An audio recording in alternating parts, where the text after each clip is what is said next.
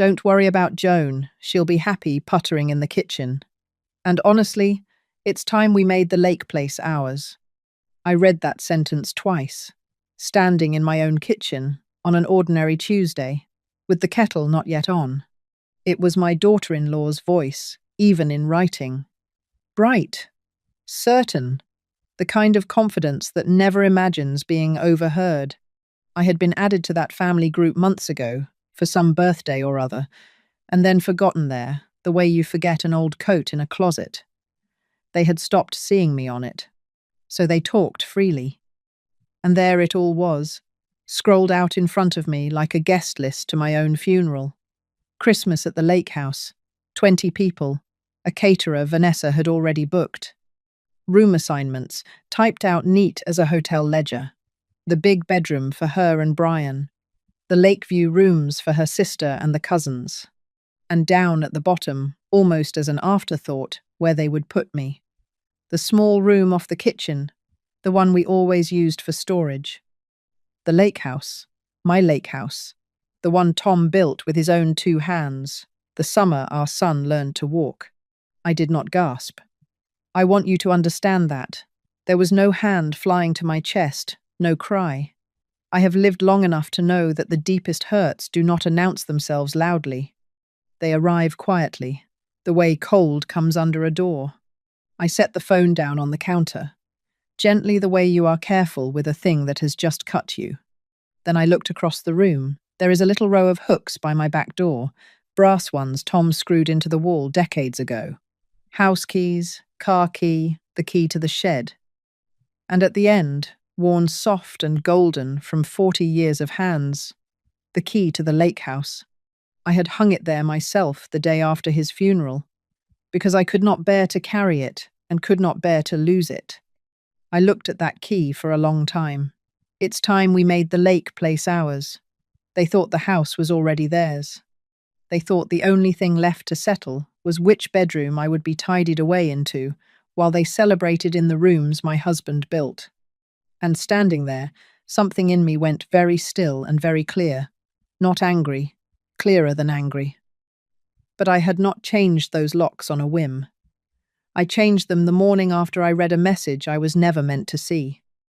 First, though, I had to sit across from them and smile and let them believe I knew nothing at all. I did not answer that thread. I did not type a single word. Instead, the next morning, I called my son. The way a mother calls her boy on any ordinary day, with the radio on low and a cup of coffee going cold beside me. "Brian," I said, "I hear there's talk of Christmas at the lake." "Oh, good, you saw," he said, easy as anything. No pause, no catch in his voice. "Yeah, Vanessa's got the whole thing handled, Mom. You don't even have to lift a finger. Just do your famous ham and let her run with the rest." He laughed a little. "You don't mind, right? You don't mind, right?" As if my house were a hall they were renting, and I were the woman who came with it. "Of course not," I said. "I'll do the ham."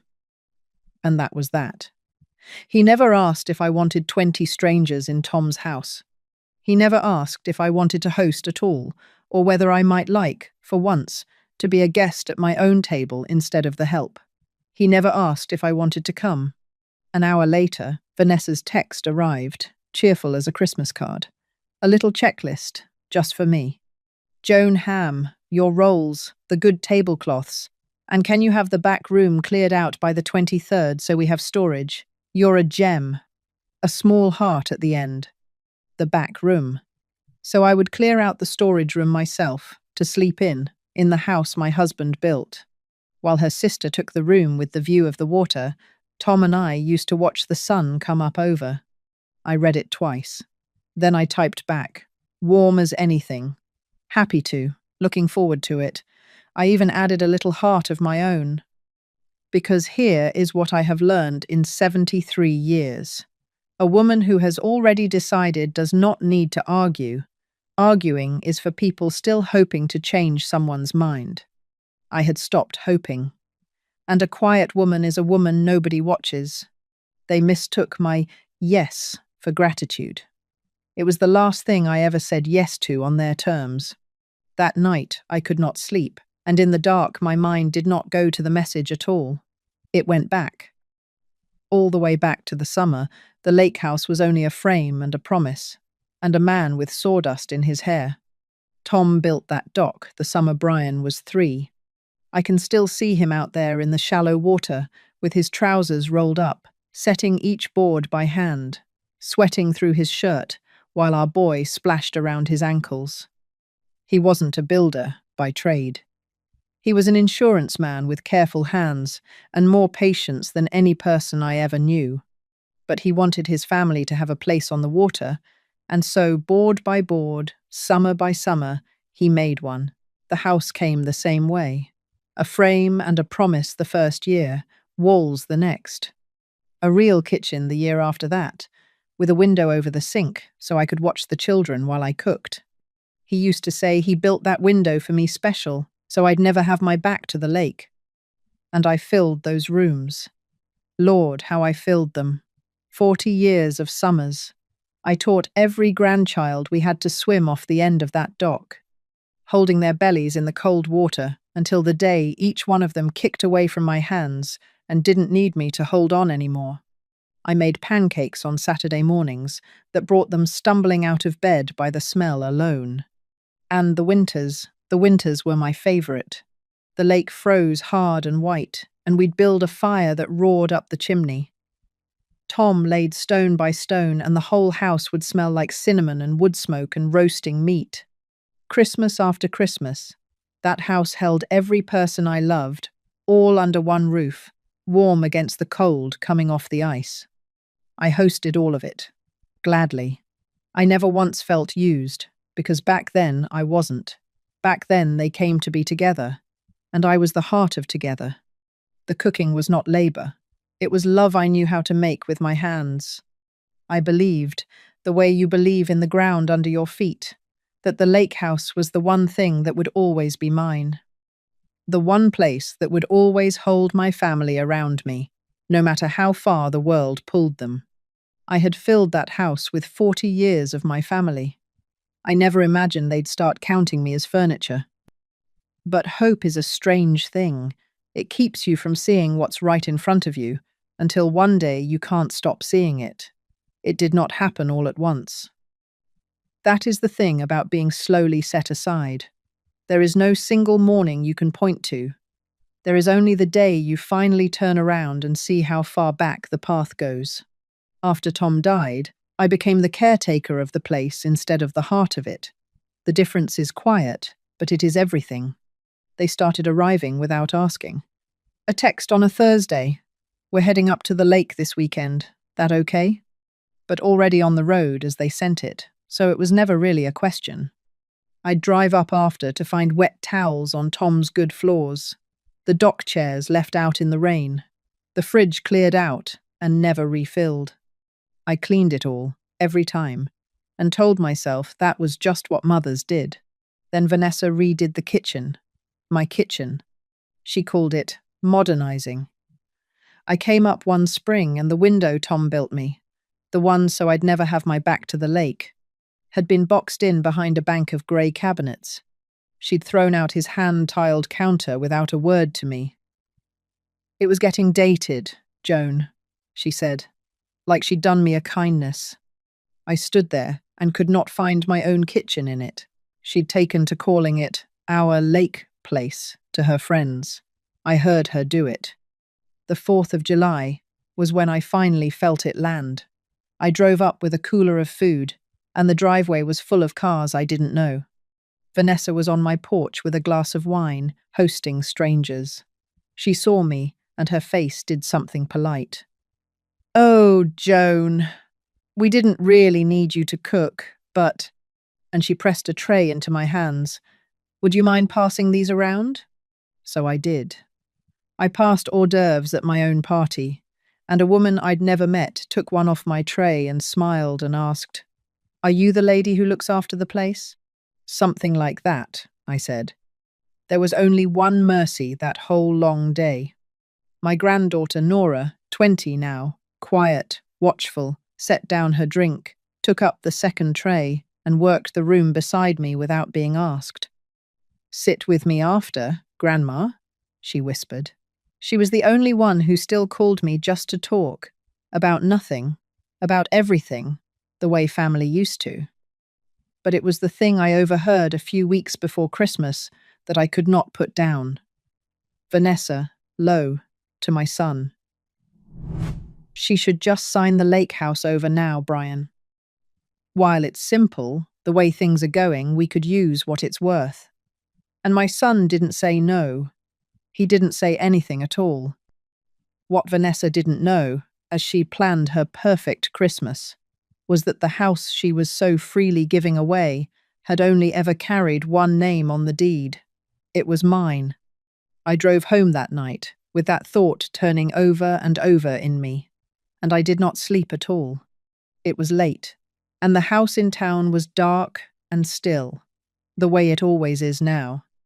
I made myself a cup of tea at the kitchen table and let it go cold in front of me, the steam rising and thinning and gone, and I did not drink a drop of it. Tom's photograph sat on the windowsill where it always sits. Him on the dock, squinting into the sun before the grey came into his hair. I looked at him for a long while. I will tell you the truth. I cried a little there in the dark, but not the way you might think. I did not cry because Vanessa had handed me a tray, or because she meant to fold me into a storage room at Christmas. Those were only the proof. I cried because of how long I had let it happen, how many weekends I had driven up to clean their mess and called it love, how many times I had passed the tray and swallowed the word. I had made myself the unpaid keeper of my own marriage, the caretaker of my own memories, waiting, always waiting, to be invited back into a house that already had my name on it. And somewhere in that cold cup of tea, the grief turned. It hardened into something steadier, something clear. I was done waiting to be wanted. A woman should not have to be invited into her own home, so I stopped asking whether they still wanted me there. I started asking whose name was on the door. I got up, my knees stiff from sitting so long, and went to the front room, to the old oak drawer where Tom kept his papers. He was a careful man, my husband. An insurance man. He filed everything, labelled everything in that steady hand of his. I knelt down and worked through the folders until I found it, exactly where he would have put it, Lake House, and clipped to the inside a little yellowed business card. Raymond Cole, attorney at law. The man who had handled everything for us back when there was an us. In the morning, I called him. Raymond Cole's office smelled of old paper and coffee, and he was greyer than I remembered. But his handshake was the same. He'd handled things for Tom and me for 30 years. He didn't rush me. He just pulled the file and laid the deed flat on the desk between us and turned it so I could read it. "It's simple, Joan," he said. "The lake house is yours. Solely. It always has been." I looked down at the page. My name. Only my name. No joint ownership. No clause, leaving it to Brian. Tom had bought it, built on it, paid it off, and kept it in my name alone. And every time anything changed over the years, a refinance, an update to the survey, Cole told me Tom had renewed it the same way, on purpose, every single time. And then I was not in that office anymore. I was on the dock, on a warm August evening years ago, the light going gold across the water. Tom was drying his hands on an old rag, looking up at the cabin he'd built, and he said it the way he said it every summer, quiet, almost offhand. "Keep this in your name, Joni. Always. Houses are the thing families forget their manners over." I'd laughed at him. I'd swatted his arm and told him not to be morbid, that nobody in our family would ever fight over anything. He just smiled and let it go. I was not laughing now. He hadn't known. I want to be clear about that because it matters. My husband was not a man who saw the future. He didn't know what Vanessa would become, or how my own son would learn to look past me. He was simply a careful man who had spent his life watching families come apart over property, and he wanted his wife protected. That was all. It wasn't a prophecy. It was just Tom, being Tom, one more time. He'd said it to me every summer for years, and it had taken me until that week to truly hear it. "There's something else," Cole said, and his voice changed slightly. "Brian's been paying the property tax bill the last 2 years, and he had himself added as an authorized party on the insurance." I looked up. "Legally, it's paper thin," he said. "It gives him no claim worth the name. But Joan..." He took off his glasses. "People don't do that by accident. That's the kind of thing a person does when they're laying groundwork." The floor I'd thought was crumbling under me had been solid the whole time. And now, at last, I could see the hands that had been quietly working at it. I thanked Raymond, and I drove north, to the lake. The lake was grey and still when I pulled in, the trees bare, the water dark, and waiting for the freeze. I'd called a locksmith from town that morning, a man named Earl who'd put a new deadbolt on my shed years back.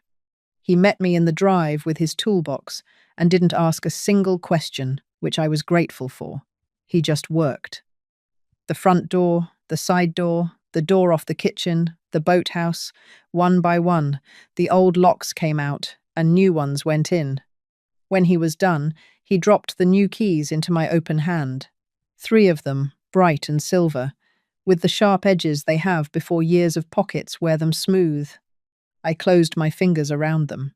They were cold, and they were new, and they were mine. I want you to understand what this was, and what it wasn't. It was not revenge. I did not change those locks to hurt anyone. I changed them because it was my door, and a person has the right to decide who walks through it. That is all it ever was. A woman locking her own house. Then I sat in the cold cab of my car and called Raymond Cole, and we did the quieter things. I told him to find out the exact amount of property tax Brian had paid, down to the penny, and to send him a check for all of it. I would not owe my son a single dollar he could later call a claim. And I had Cole strike Brian's name from the insurance, so there was not one thread left for anyone to pull. And then the thing that mattered most of all, we began the papers to put the lake house into a trust. Mine to live in and control for as long as I drew breath, and after me, to go to Nora, the one who took up the second tray, the one who still called. It would be hers one day, and it could never again be pressured, or sold out from under me, or signed over while it was simple. The locksmith finished by noon. By 2 o'clock I had done the quieter thing, the one that mattered more than any lock. Before I left, I sat on the cold porch with a little notebook from my purse, and I wrote one line on the first page. Only one. Then I drove home and waited for them to notice. Here is the part they never thought about. They had forgotten me on that group thread. They never took me off. So I sat in my quiet kitchen in town and watched the whole thing come apart in real time, an invisible woman reading her own family's plans. It started 2 days before Christmas. Vanessa had hired a cleaner to go up and prep the house, and the woman drove all that way only to find she couldn't get in. She posted it to the thread, confused. "Hi all, sorry, but my key isn't working at the lake house. None of the doors will open." For a moment, nothing. Then the panic. "What do you mean it won't open?" Vanessa wrote. Then, a minute later, my phone buzzed on its own. A direct text from her, the cheerfulness gone. "Joan, is there something wrong with the lake house locks? We have 20 people coming Christmas Eve." I waited a little before I answered. "Oh? That's strange. Nothing more." Then came the next one, and this is the one that told me everything. "Joan, please. You're going to ruin Christmas for the grandchildren if you're playing games." The grandchildren. She reached for the grandchildren the moment the door wouldn't open. 3 weeks of silence, and now my phone wouldn't stop. Not one message asked how I was. Not one. Every single one asked about the house. I set the phone down and let them spin, and on the thread they spun, Brian saying he'd call me. Vanessa saying don't, she'll just deny it, we'll deal with it when we get there. And then, near the bottom, the message I had been waiting for without even knowing it. Vanessa, breezy again, taking charge, certain she'd sought the old woman out face to face, heading up now. "We'll be there by 6. Don't be difficult, Joan." 6 o'clock. I read it twice, the way I'd read that first cruel sentence twice, weeks before. Only this time, I was not the one being managed. Now I knew exactly when to be on the porch. There was one more message, though. It came to me alone, not the thread. "Grandma, are you okay? I've been thinking about you. Call me if you need anything." Nora, the only one, in all of it, who asked about me instead of the house. I put on my warm coat, and I drove north to wait. I got there before 5. I turned on the porch light and left every window behind me dark, and I sat down in my coat in Tom's old chair to wait. The cold came up off the lake the way it always does, and I didn't mind it. I had waited 4 years to feel like the owner of this house again. I could wait another hour in the cold. At 6, the headlights came. Brian's SUV first, swinging up the gravel drive, the beams sweeping across the dark windows. Then, another car behind it. Then a third. Doors opened, and the night filled with the sounds of them coolers being lifted. Gift bags rustling, Vanessa's voice already organizing, the cousins, a few faces I didn't even know she'd invited. Vanessa came up the path fast, her arms full, and she didn't even see me sitting there in the shadow of the porch. She went straight for the door with her key. It didn't turn. She frowned and tried it again, jiggling it. The way you do when you think the lock is just stiff, still, nothing. A third time, harder now, her shoulder to the door. She tried her key 3 times. I let her try it 3 times before I said a single word. "It won't work, Vanessa," I said. "I had the locks changed." She spun around. She found me in the chair, and her face went through 3 different things before it settled on outrage. "What, Joan? What is this? You can't do this. We have people here. We have children in the car." "It's my house," I said. I did not raise my voice. There was no need. It has always been my house. Brian came up the steps then, looking from his wife to his mother. "Mom, come on. What's going on? Just open the door. We'll talk inside." "No, Brian." I stood up slowly. "We'll talk right here, where you planned all of this without me. Every one of you discussed this Christmas. The menu. The rooms. Which one you'd put me in. The storage room, wasn't it? And not one of you, in all those messages, asked me a single question."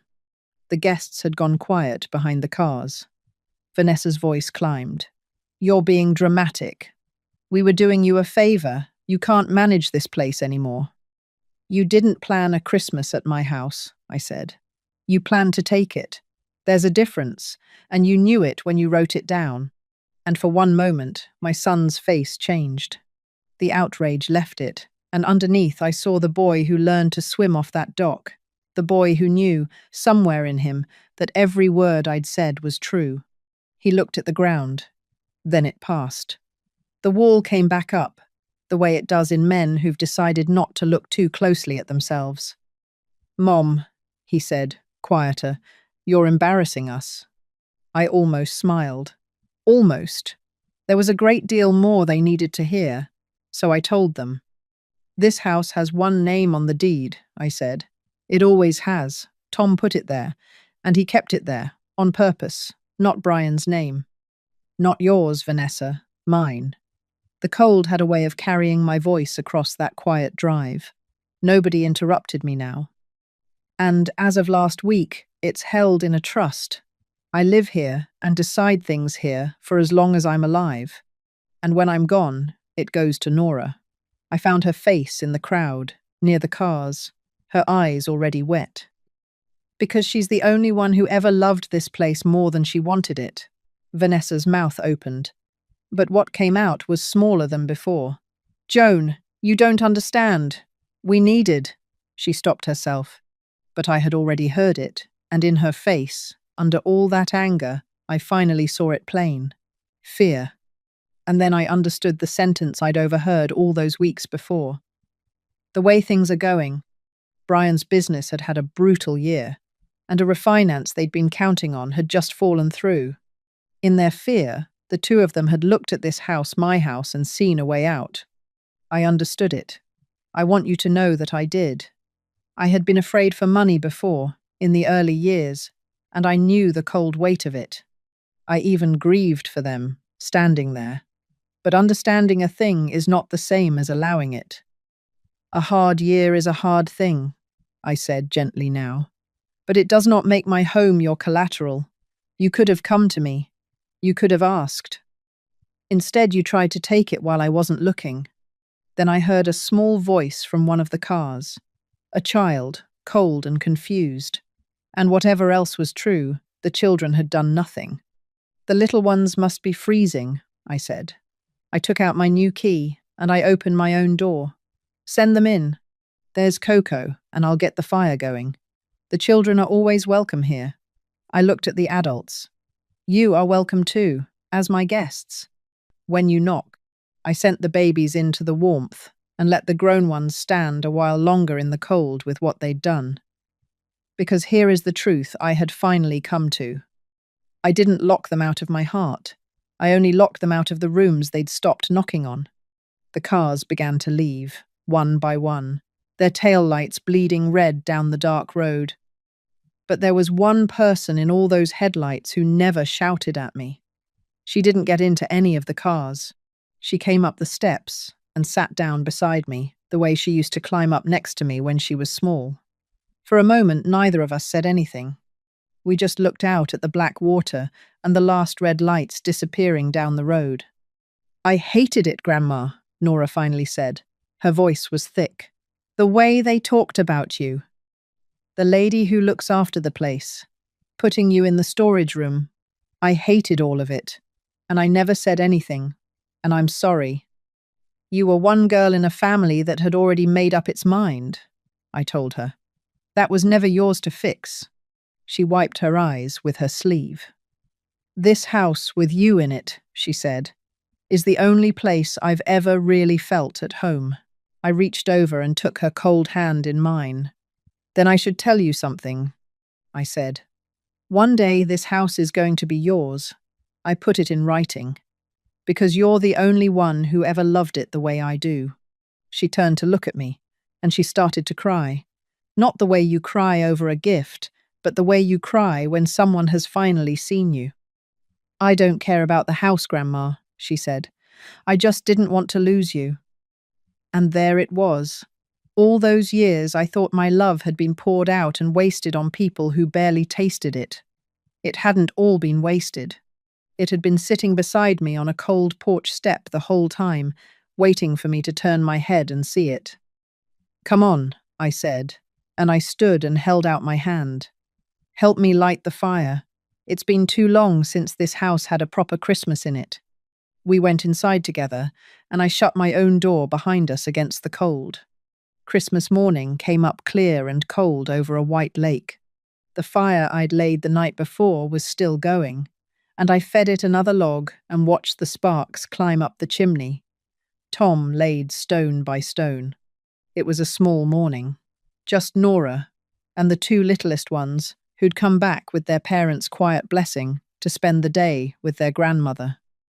Outside the window, Tom built me the one I'd torn the grey cabinets away from that very week, so the lake could come back into my kitchen where it had always belonged. The water lay frozen and white and perfect, the way it had every Christmas of my life. Their mother had texted me one word that morning. Sorry, I would take it. Sorry is a door, and doors can be walked through when people are finally ready to knock. Tom's photograph sat on the mantel where I'd set it, watching over the room. I hung the one ornament that has always mattered to me. On the tree, a little wooden loon he carved. The first winter we owned the place. The children laughed at the fire. The cocoa went around. The house smelled like cinnamon and wood smoke again, the way it was always meant to. At some point, I slipped my hand into my coat pocket and felt the new key there. Already, in just a week, it had begun to wear smoother against my fingers, the way a thing does when it truly belongs to you. and I took out my little notebook and I opened it to the single line I'd written on that cold porch the day I changed the locks. I'd written it when it wasn't true yet. I read it now, and it was. This house holds the people who love me, not the ones who only love what it's worth. I am not bitter. I want you to hear that, whoever you are, listening to an old woman tell her story. I am not alone, and I am not angry. I am home, on my own terms, in the house my husband built and put in my name, with the people who actually want to be here. Tom built that dock to hold weight. He kept the deed in my name to hold something heavier. I didn't raise my voice that Christmas. I just turned a key. Sometimes dignity does not arrive with shouting.